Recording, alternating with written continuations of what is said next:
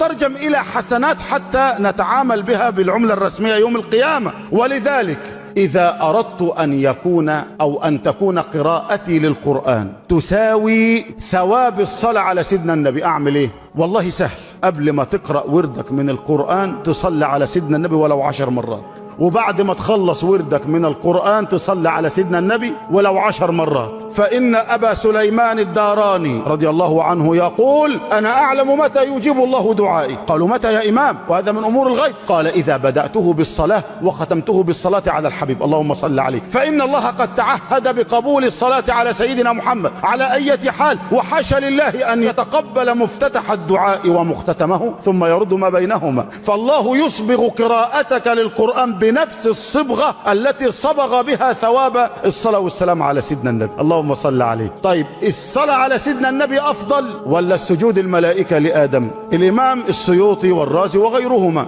قالوا: لا والله ما فيش وجه مقارنة أصلا، لأن سجود الملائكة لآدم لم يشترك فيه أحد من الخلق إلا الملائكة، إنما الصلاة على سيدنا النبي الخلق كلهم مأمورون ومنشغلون بسيدنا محمد. رقم 2: أن الله لم يشترك مع الملائكة في السجود لآدم وحاشاه، إنما ربنا بيصلي قبلنا على سيدنا النبي اللهم صل عليه. رقم 3: إن سجود الملائكة لآدم كان ظرفا زمنيا